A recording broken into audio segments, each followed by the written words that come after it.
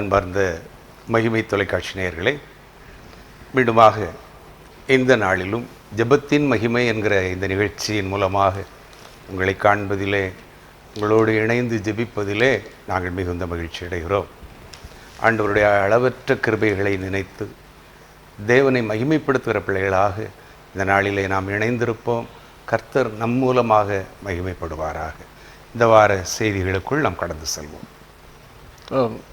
ஒவ்வொரு வருடமும் ஆகஸ்ட் 1ஆம் தேதி உலக தாய்ப்பால் விழிப்புணர்வு தினம் கொண்டாடப்படுகிறது. ஒவ்வொரு வருஷத்துலேயும் ஆகஸ்ட் 1ஆம் தேதி. அதுபோல் இப்போ செய்தி வந்திருக்கிறது, தூத்துக்குடி அரசு மருத்துவக் கல்லூரி மருத்துவமனையில் உலக தாய்ப்பால் வார விழா நடைபெற்றது.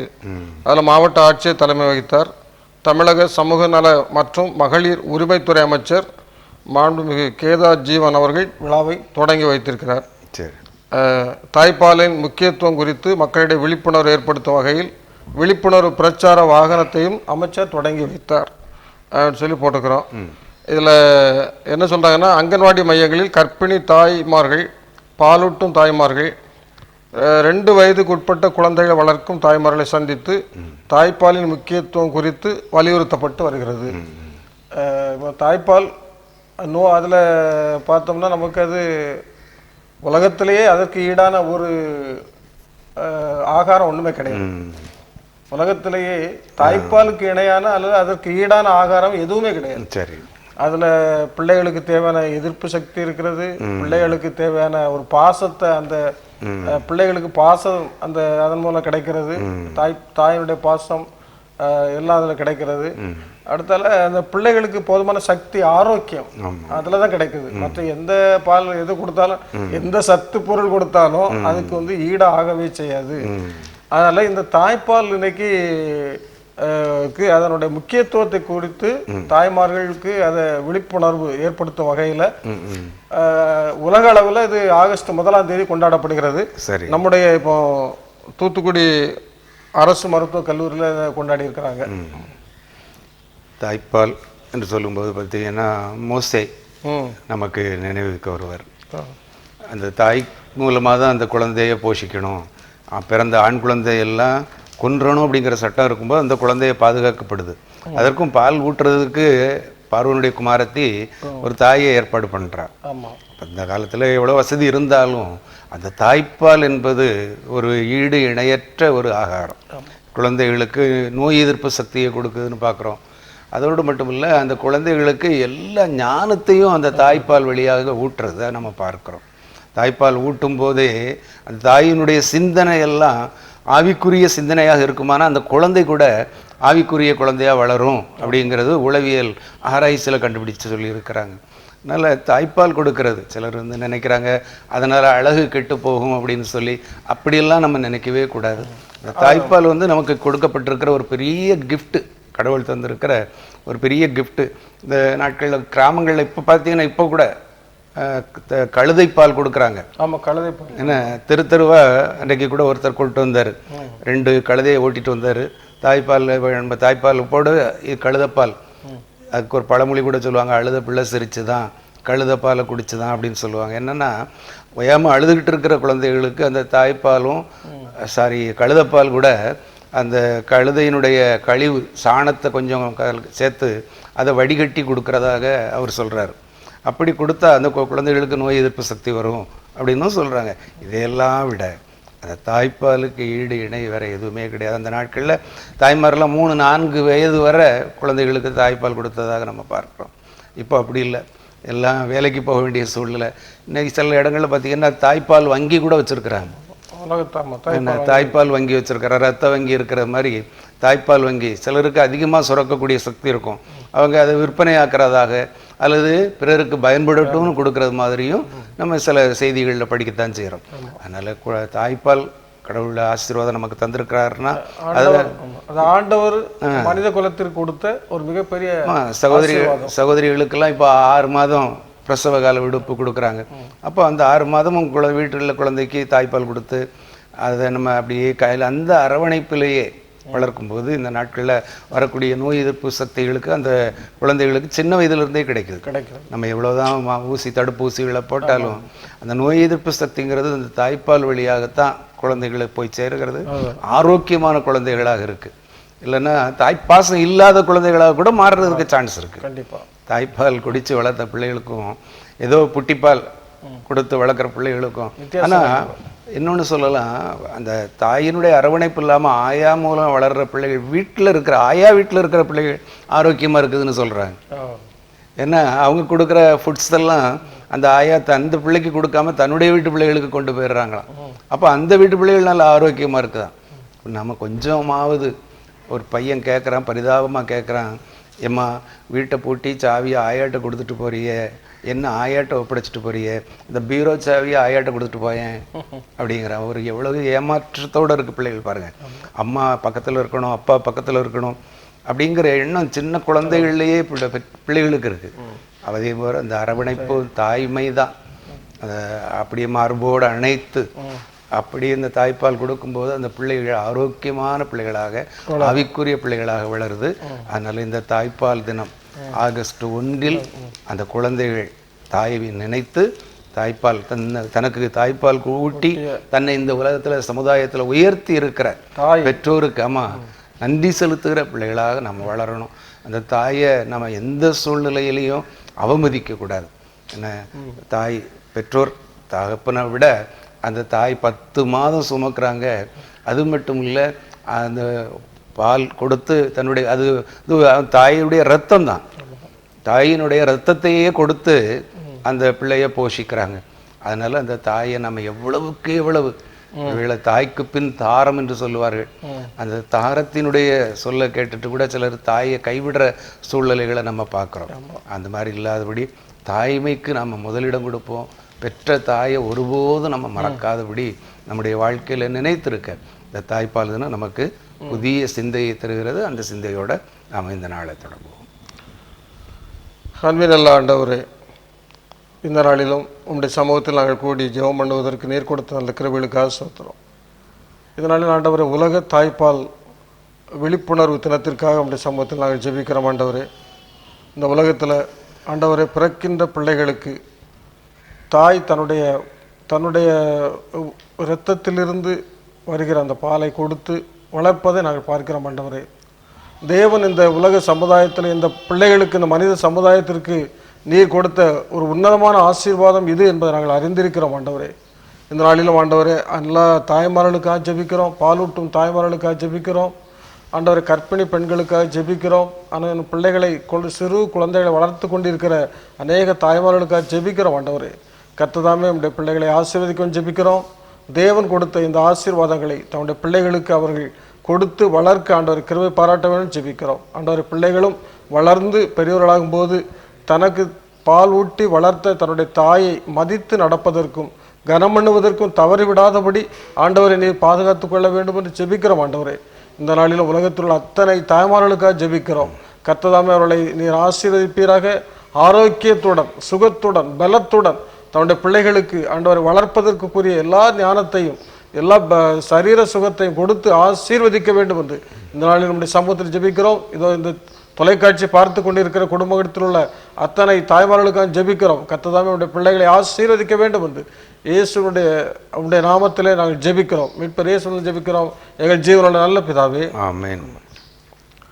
இன்னொரு கணக்கெடுப்பு நடத்திருக்கிறாங்க. முதியோர் மக்கள் தொகை, அதுல 2ஆம் இடத்தில் தமிழ்நாடு இருக்கிறது. அதுல முதல் இடத்துல கேரளா இருக்கிறது. இந்தியாவில் 2021ஆம் ஆண்டில் முதியவர்கள் என்ற தலைப்பில் ஒரு ஆவணத்தை மத்திய புள்ளியியல் துறை அச்சகம் வெளியிட்டிருக்கிறது. சரி, அதில் இப்போ கேரள மாநிலத்தில் தான் முதியவர்கள் அதிக அளவில் உள்ளார்கள். 2வது தமிழ்நாடு. அதாவது வரும் 2031இல் 2031ஆம் ஆண்டில், இப்போ 2021 உள்ள கணக்கெடுப்பு, நம்ம 2031இல் அதிகபட்சமாக கேரளாவில் 20.9% முதியவர்கள் இருப்பார்கள் என்றும் தமிழ்நாட்டில் 18.2% முதியவர்கள் இருப்பார்கள் என்றும் இந்த விவரம் தெரிவிக்கிறது. இதுக்கு என்ன காரணம் அப்படின்னு சொல்லி அதையும் சொல்லியிருக்காங்க. மாநிலத்தில் முதியவர்களின் எண்ணிக்கை அதிகமாக இருப்பது அங்கு வளர்ந்த பொருளாதாரம், மருத்துவ வசதிகள் இருப்பதற்கான அறிகுறிகள் ஆகும். அதனாலதான் முதியோர்கள் நிறைய இருக்கிறாங்க. இன்னொன்னு சொல்றாங்க, குழந்தை பிறப்பு விகிதம் குறைவதும் முதியோர்களின் எண்ணிக்கை அதிகரிப்பதற்கு ஒரு காரணமாக கருதப்படுகிறது அப்படின்னு சொல்லியிருக்கிறாங்க. சரி. அதனால தமிழ்நாடு முதியவர்கள் நிறைந்த ஒரு மாநிலமாக இருப்பது ஒரு சந்தோஷமான காரியம். ஆண்டவர் நிறைய ஜனங்களுக்கு வாழ்நாட்களை நீடித்து கொடுத்திருக்கிறார். முதியவர்கள் அடுத்த தலைமுறைக்கு எடுத்துக்காட்டாக வாழ்கிறார்கள். முதியவர்கள் மூலம்தான் அடுத்த தலைமுறை தங்களுடைய வளர்ந்த விதங்கள் அவங்க புரிந்து கொள்வதற்கு முதியவர்கள் கண்டிப்பாக தேவை. தங்களுடைய குடும்ப வரலாறு, குடும்ப பாரம்பரியங்கள், குடும்ப பின்னணி இவைகளெல்லாம் தெரிந்து கொள்ளணும்னா முதியவர்கள் தான், அவங்க தான் சொல்லிக் கொடுப்பாங்க. அதனால இந்த முதியவர்கள் அதிகமாக இருப்பது மிகவும் ஒரு சிறப்பான காரியம். அது தமிழ்நாட்டினுடைய ஆசீர்வாதமாக இருப்பது ரொம்ப சந்தோஷம். ஆண்டவர் இதெல்லாம் முதியோர்களுக்காகவும் எல்லா முதியோர்களையும் பாதுகாக்க வேண்டும் என்று சொல்லி இதனால நம்ம ஜெபம் பண்ணுவோம். கர்த்தர் வழி நடத்துவார். முதியோர் அப்படின்னு சொல்லும்போது இது அபவ் 60, 60 வயதை தாண்டியவர்கள் சீனியர் சிட்டிசன், என்ன மூத்த குடிமக்கள் அப்படின்னு அழைக்கப்படுறாங்க. அதனால முதியோர் எங்கே இருக்காங்களோ அங்கே ஆரோக்கியமான ஒரு சூழ்நிலை இருக்குங்கிறது தெரியுது. அவங்க முதுமையில் வர்றாங்கன்னா நோய் நொடியற்ற ஒரு சூழ்நிலையை கடந்து தானே அவங்க வந்திருக்கிறாங்க. அதனால் ஒரு ஆரோக்கியமான சூழ்நிலை அந்த இடத்துல இருக்குது. ரெண்டாவது கல்வி அறிவு இருக்குது. மூணாவது பிள்ளைகளுடைய பாதுகாப்பு அரவணைப்பு இருக்குது. ஏன்னா இல்லைன்னா அந்த அளவு வர முடியாது. இன்றைக்கி பாருங்கள், நிறையா பிச்சைக்காரங்களை பார்த்தீங்கன்னா முதியவர்கள் தான் பிச்சைக்காரங்களாக இருக்காங்க. ஏன்னா மனநிலை பாதிக்கப்பட்டவங்க யாருன்னா முதியவர்கள் தான் இருக்கிறாங்க. அப்போது அந்த எண்ணிக்கை இன்னைக்கு கூடிக்கிட்டு இருக்குன்னா பெற்றோருடைய அந்த வளர்ப்பு சின்ன வயசுலேயே. நீதிமொழிகள் சொல்லுவார் 22:6 என்ன சொல்கிறாரு, பிள்ளையானவன் நடக்க வேண்டிய வழியிலே அவனே நடத்து, முதிர் வயதிலும் விடாதிருப்பான். அதே போல் சங்கீதக்காரன் 92வது சங்கீதத்தில் என்ன சொல்கிறாரு, கர்த்தருடைய ஆலயத்திலே நாட்டப்பட்டவர்கள் முதிர் வயதிலும் கனி தருவார்கள். முதிர் வயதுங்கிறது ஒரு மேன்மை. நம்ம பஸ்ஸில் தான் போகிறோம்னு வச்சுக்கோங்களேன். அப்போ நான் சீட்டில் நின்றுட்டு இருக்கிறோம், இளைஞர்கள் இருந்தாங்கன்னா உடனே தாத்தா உட்காருங்க அல்லது பெரியவரை உட்காருங்க என்று இடம் கொடுக்குறாங்க. சமுதாயத்தில் மூத்தவர்களுக்கு மதிப்பு மரியாதை இருக்குது. இளைஞர்களை விட மூத்தவர்களை முன்னால் உட்கார வச்சு எல்லா இடத்துலையும் கனப்படுத்துகிற சூழ்நிலைகளை நம்ம பார்க்கத்தான் செய்கிறோம். அதனால் முதியவர்கள் நம்ம வீடுகளில் இருந்தாங்கன்னா அது நமக்கு பெரிய பிளஸ்ஸிங், ஆசீர்வாதம். என்ன, அது ஒரு அன்பெய்டு சர்வெண்ட் அப்படின்னு சொல்லலாம். அவங்களுக்கு நம்ம பணம் கொடுக்காம அவங்கள வேலைக்கு வச்சுக்கலாம். நம்ம பிள்ளைகளை அதிகமாக பாதுகாக்கிறது அவங்களா தான் இருக்கும். ஆமாம், பிள்ளைகளை ஸ்கூலுக்கு கூப்பிட்டு போகிறது தாத்தா மாதிரி தானே, தாத்தா பாட்டி அவங்க தான் பிள்ளைகளை ஸ்கூலுக்கு கூப்பிட்டு போகிறாங்க. ஈவினிங் வரும்போது பிள்ளைகளுக்கு தேவை அவங்கள உட்கார வச்சு அவங்களுக்கு தேவையான காரியங்கள் கொடுக்குறாங்க. அதே போல் பிள்ளைகள் அதிகமாக தன்னுடைய பிள்ளைக்கு கூட அப்படி வாங்கி கொடுத்து வளர்த்துருக்க மாட்டாங்க. பேரம் பேத்திக்கு அதிகமாக, பேரம் பேத்திக்கு என்ன கேட்டாலும் வாங்கி கொடுக்குறாங்க. அதனால் முதியோர்கள் ஒரு வீட்டில் இருப்பது அந்த வீட்டுக்கு ஆசீர்வாதம். ஆமாம், நாட்டுக்கு ஆசீர்வாதம். ஆமாம், முதியவர்கள் எந்த வீட்டில் இருக்காங்களோ அந்த வீடு நிச்சயமாக ஆசீர்வாதமாக தான் இருக்கும். ஒரு சமயத்தில் ஒரு ராஜா பெரியவர்கள்லாம் சீனியர் சிட்டிசன்ஸ் எல்லாம் வெட்டி கொன்றுங்க அப்படின்ட்டாங்களாம். ஆனால் ஒரே ஒருத்தன் கீழே தரையில் குழி தோண்டி கீழே ஒரு ரூம் செட் பண்ணி வீட்டுக்குள்ளேயே ஒரு பெரியவரை வச்சுருந்தானாம். அவர் கொடுக்குற ஆலோசனையை வச்சு அந்த பெரியவன் அந்த குடும்பம் ஒரு சிறந்த குடும்பமாக இருந்துச்சுன்னு சொல்லி ஒரு புத்தகத்தில் படித்தோம். அதே போல் நம்ம வீட்டில் பெற்றோர் அவங்களுக்கு ஆயுசு நாட்கள் கர்த்தர் கொடுக்குற வரை அந்த பெற்றோர் நம்முடைய வீட்டில் இருந்தால் நமக்கு ஒரு பெரிய ஆசீர்வாதம். அதே போல் முதியோர் இல்லங்களுக்காக நாம் ஜெபிக்கணும். இன்றைக்கி ஏராளமான முதியோர் இல்லங்களை பார்க்குறோம். அது பிள்ளைகளுடைய அலட்சியம். ஏன் அந்த தாயும் தகப்பனும் தானே நம்மளை வளர்த்தாங்க. அந்த தாயும் தகப்பனும் இன்னைக்கு நமக்கு பாரமாக தெரிகிறாங்களா?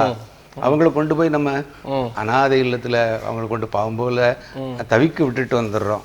முதியோர் இல்லங்களில் இருக்கிறவங்களுக்கும் அன்பும் ஆதரவும் கிடைக்கணும்னு சொல்லி நம்ம இந்த முதியோர்களுக்காக நாம் ஜெபிக்கணும். அதே போல் முதியோர் நல திட்டங்கள் இன்னைக்கு நிறைய இருக்கு. அரசாங்கத்திலிருந்து கைவிடப்பட்டவங்களுக்கு முதியோர்களுக்குன்னு இருக்குது. இந்த முதியோர்களை நம்ம பாதுகாக்கணும். நம்ம தமிழ்நாடு அந்த இடத்துல முதலிடத்தில் இருக்கிறத நினச்சி நம்ம சந்தோஷப்படுவோம். அதே போல் கேரளாவிலும் ஏராளமான முதியவர்கள் இருக்கிறதாக பார்க்குறோம். இன்னைக்கு பார்த்திங்கன்னா நம்ம வெளிநாடுகளுக்கு போய் பார்த்திங்கன்னா கூட அங்கே ஏராளம் முதியவர்கள் இருக்கிறாங்க. காரணம் அவங்களுடைய ஆகாரங்கள், நல்ல சாப்பாடு, அங்கே அழகான சத்துள்ள உணவு கிடைக்குது. அதனால் அவங்க நீண்ட காலம் உயிரோடு இருக்கிறதாக நம்ம பார்க்க முடியுது. பெரியவர்களை நம்ம கனம் பண்ணுவோம், முதியோர்களை நம்ம மதிப்போம். ஜெபிப்போமா? எல்லா நன்மைகளுக்கும் ஆசீர்வாதங்களுக்கும் ஊற்றும் உறைவிடமுமாய் இருக்கிற எங்கள் அன்பின் பரலோக பிதாவே, இந்த நாட்களிலே தமிழ்நாட்டிலே கணக்கெடுத்தபடி முதியோர்களுடைய எண்ணிக்கை அதிகமாக இருப்பதாக நாங்கள் செய்தித்தாளின் வாயிலாக அறிந்து கொண்டோம். கர்த்தாவே, எங்களுக்கு தந்த முதியவர்களுக்காக நன்றி சொல்கிறோம். எங்களுக்கு தந்திருக்கிற பெற்றோர்களுக்காக, பெரியவர்களுக்காக, மூதாதையர்களுக்காக நாங்கள் நன்றி சொல்கிறோம் சுவாமி. எங்களுடைய குடும்பங்களிலே அவர்கள் இருப்பது எவ்வளவு பெரிய ஆசீர்வாதம் என்பதை நாங்கள் உணர்ந்து மக்கள் நன்றி சொல்லுகிறோம். ஆண்டவரே, அவர்கள் கொடுக்கிற ஆலோசனைகள், இலவச ஆலோசனைகள், எங்களை எவ்வளவாய் அவர்கள் சுமந்தார்கள் அப்பா, எங்களை அவர்கள் எவ்வளவாய் அரவணைத்தார்கள். இன்றைக்கு நாங்கள் சமுதாயத்தில் ஒரு உயர்ந்த நிலையில் இருக்கிறோம் என்றால், இன்றைக்கு நாங்களும் ஒரு தகப்பனாக தாயாக இருக்கிறோம் என்றால், அன்றைக்கு அவர்கள் எங்களை பாதுகாத்ததின் பயன் அல்லவா, அன்றைக்கு அவர்கள் எங்களை நடத்தியதன் விளைவல்லவா. அதை நாங்கள் உணர்ந்து முதியோர்களை நாங்கள் கனப்படுத்த, முதியோருக்கு முன்பாக நாங்கள் எழுந்து நிற்கிற பிள்ளைகளாய் காணப்பட ஆண்டவரே நீர் உதவி செய்ய வேண்டும் என்று ஜெபிக்கிறோம். என்று யோபு சொல்லும்போது கூட, நான் தெருவிலே நடந்து சென்றால் இளைஞர்கள் எழுந்து நிற்பார்கள் என்று சொல்லப்பட்டிருக்கிறதே. அப்படிப்பட்ட ஒரு முதுமை எங்களுக்கு தந்திருக்கிற ஆசீர்வாதங்களுக்காக நன்றி சொல்கிறோம்.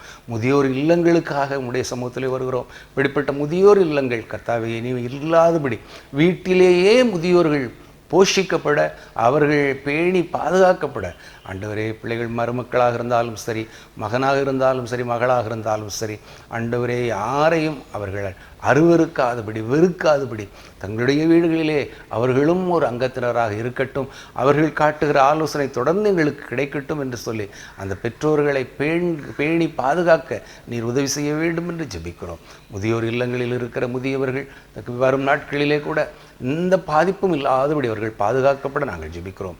வீடுகளில் இருக்கிற முதியோர்களுக்கு இந்த தொற்று நோய்கள் பரவாதபடி நீர் பாதுகாத்துக் கொள்ள வேண்டும் என்று ஜெபிக்கிறோம்.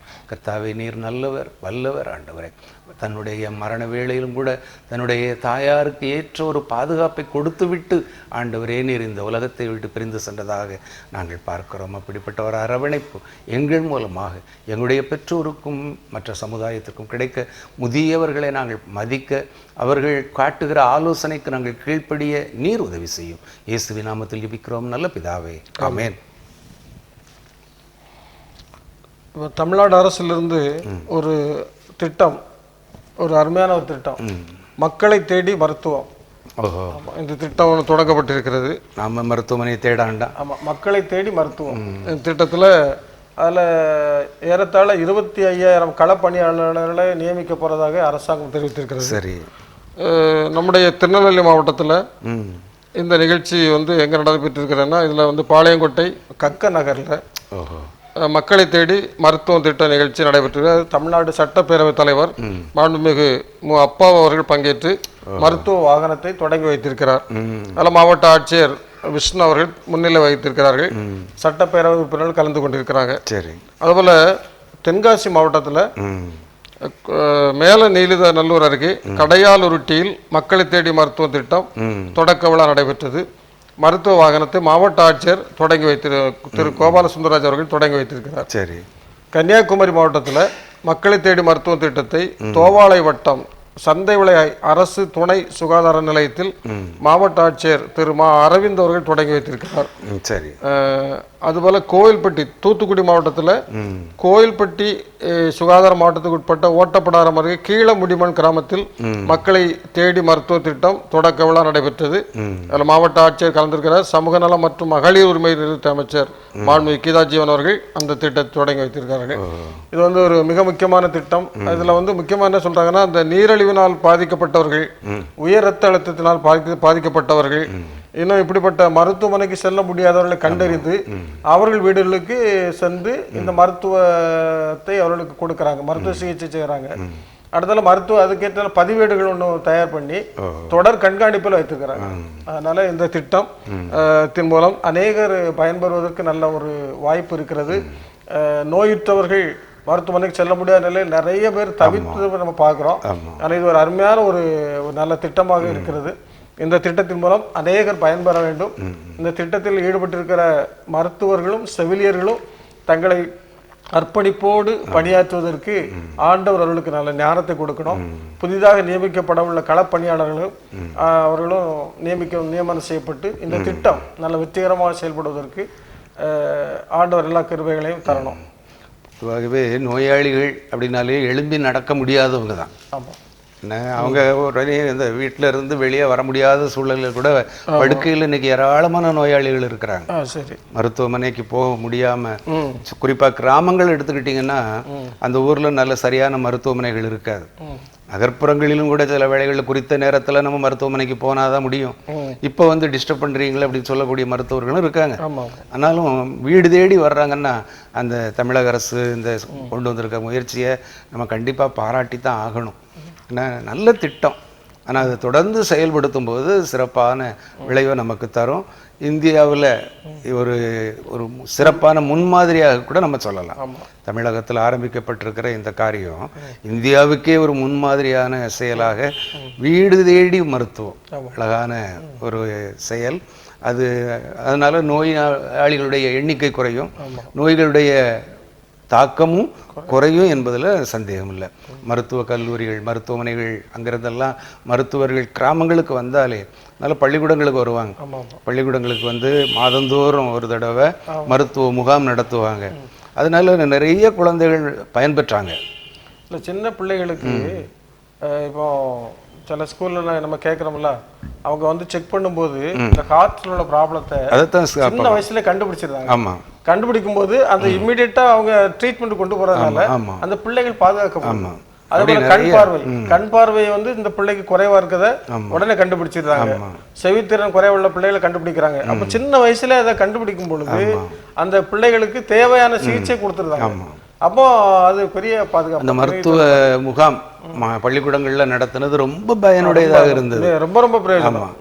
நீ சொன்ன மாதிரி போர்டில் அந்த பிள்ளைகள் வாசிக்கிறதுக்கு சிரமப்படுறாங்கன்னா கண்டுபிடிச்சிடுறாங்க, அதை உடனே மருத்துவத்தை சொல்றாங்க. அதே போல் மாற்றுத்திறனாளிகளுக்கான சான்று வழங்குறதுக்கும் வந்து அவங்க பார்க்குறாங்க. சிறப்பு கல்வி, சிறப்பு ஆசிரியர்கள் அதுக்காக நியமிச்சிருக்கிறாங்க. அவங்க வந்து மாதந்தோறும் விசிட் பண்ணுறாங்க, கண்ணுக்கு பார்க்குறாங்க, உடலுடைய பலவீனங்கள் அதாவது சரீர குறைபாடுகளை பார்க்குறாங்க. ஒவ்வொருக்கும் தனித்தனியாக ஆட்கள் வந்து பார்க்குறாங்க. நிறையா கண்ணாடி கூட வழங்கினோம். கண்ணாடி என்ன சின்ன பிள்ளைகளுக்கு கண்ணாடி கூட கொடுத்ததாக நம்ம பள்ளிக்கூடங்களில் கொடுத்ததாக பார்க்குறோம். அதனால் வீடு தேடி வரும் மருத்துவம் என்கிற இந்த திட்டம் ஆரம்பிக்கப்பட்டிருக்கிற அந்த ஆண்டு நோக்கம் நிறைவேறணும், அது இன்னும் சிறப்பாக வளரணும். அதற்காக தன்னை அர்ப்பணிக்கிற மருத்துவத்துறைக்காக நம்ம ஜெபிப்போம்.